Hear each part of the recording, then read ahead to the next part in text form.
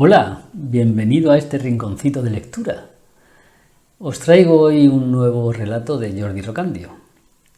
Su título es Mi nuevo objetivo. Comenzamos la lectura. La camarera se acercó a mi mesa con paso decidido. Era realmente hermosa, rubia, alta y con un cuerpazo. Sus ojos azules tenían un brillo especial, pero ese día no me interesaba hacer el esfuerzo de seducirla y llevármela a la cama. Me sirvió una copa del mejor vino que pude pedir en ese restaurante exclusivo, un Pérez Pascuas Gran Reserva, que iba a regar la jugosa carne poco hecha y los pimientos rojos que la acompañaban. Le di las gracias con una educada sonrisa y me dispuse a cenar antes de pensar en la tarea que me esperaba al día siguiente. Me dedico a algo un tanto especial. Siempre estoy trabajando. No hay día o noche que pueda disfrutar con calma pensando en el trabajo bien hecho, en que todo iba a funcionar como una seda, ni mucho menos. En mi día a día me cruzaba con mucha gente que todavía estaba a tiempo de necesitar mis servicios.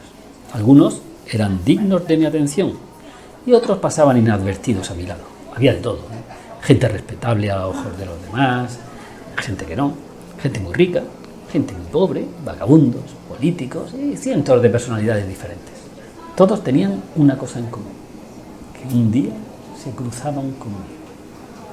Llegó la hora de los postres y la camarera me miró de forma despectiva, extrañada de que no le hubiera dicho nada, de que no le hubiera tirado los trastos.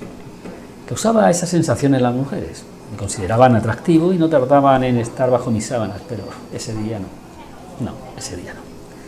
Después de un día en el que se me había acumulado el trabajo, por extraño que pudiera parecer, no tenía ningún caso para el día siguiente.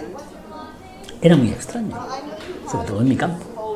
Por la mañana me esperaba lo que se denominaba puerta fría. Iba a tener que buscar, moverme por la ciudad, inspeccionar los callejones, leer los periódicos, ver la televisión, un sinfín de trabajo para el que yo no estaba acostumbrado. Sumergido en esos pensamientos, di cuenta del tiramisú y pasé a la sala reservada para caballeros, donde me servirían una buena copa de coñac y un carísimo puro habano. En ella se encontraban, disfrutando de sus bebidas, unos cuantos hombres que comentaban en un tono neutro diferentes temas de actualidad. Cuando entré en la sala provoqué varias miradas. El hombre que estaban observando vestía completamente de negro. Era alto, bien formado y con aires aristocráticos.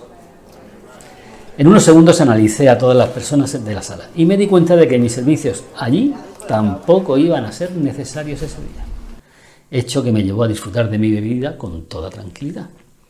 Les pedí educadamente si me podía unir a la conversación y ellos aceptaron y pasamos una excelente velada. Me despedí y dirigí mis pasos hacia la suite reservada en el Ritz, sin duda la mejor y la más cara, aunque eso nunca me había preocupado demasiado. Al fin llegó el día siguiente. Me desperté con las primeras luces. Cuando me levanté de la cama pedí que me trajeran el desayuno a la habitación, junto con los periódicos del día. Ahí comenzaba mi arduo trabajo. Pasé 45 minutos leyendo, pero no había nada que mereciera la pena. Después encendí el televisor y nada, más de lo mismo. Decidí vestirme y salir a caminar. Me tocaba peinar la ciudad. Ir a puerta fría, como dije antes. Sentí que algo extraño estaba pasando. No era normal. No era normal que no encontrara material para trabajar. Hacía años que no me encontraba ante una situación similar. Y lo que pasó al final fue algo muy desagradable.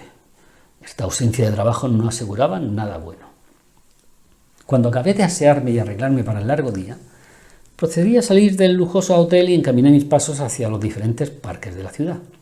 Empezaría por ahí, ya que era donde más gente se aglomeraba y donde más variedad de personas podía encontrar. La experiencia me decía que cuando había crisis como las de ese día, esos eran los lugares perfectos para trabajar. Nunca fallaban, tal vez tardases, pero al final encontraba lo que buscabas. Llegué al primer parque a las 9 de la mañana.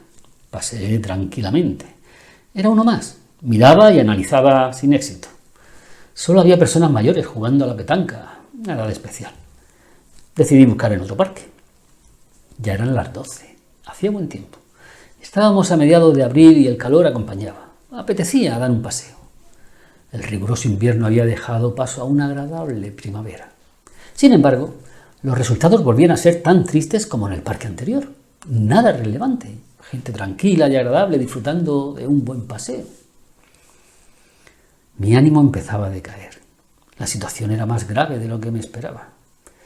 Llegué a pensar que mis servicios podían volverse prescindibles. Pero no era posible. El mundo no sería mundo si no se me necesitase. Decidí ser fuerte en mi empeño, redoblar mis esfuerzos y seguir con la agotadora búsqueda. Pasaron las horas. Eran ya las 6 de la tarde. En ese momento entré en el que iba a ser el último parque del día. Si mi búsqueda no funcionaba allí, me dirigiría hacia lugares menos agradables. Así que en algún sitio tenía que estar mi objetivo. Dirigí mis pasos hacia el lago. Eché un vistazo. Nada. No localicé nada. Seguí caminando y pasé por las pistas de petanca. Nada. A continuación, caminé hacia la zona de atletismo, donde jóvenes y no tan jóvenes se dedicaban a correr y a hacer ejercicios diversos.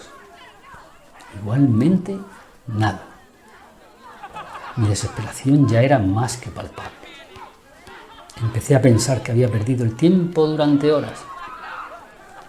De pronto, detecté una anomalía en el ambiente.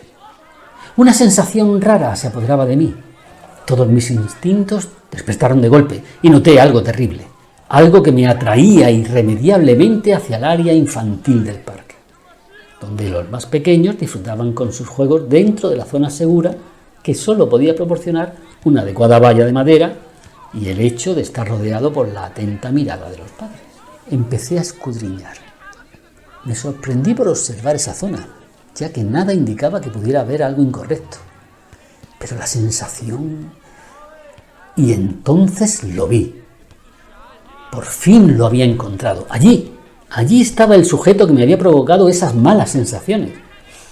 Detectaba ansiedad, una ansiedad que esa persona no podía controlar. Mi objetivo estaba sufriendo y no se daba cuenta de que ya lo sabía todo sobre él.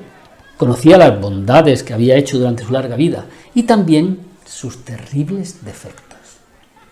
Me acerqué a él con calma, pensando cómo realizar lo que irremediablemente me tocaba hacer. Y por fin entré en acción. Disculpe, señor, ¿le importaría compartir su banco conmigo? Ah, no, por supuesto.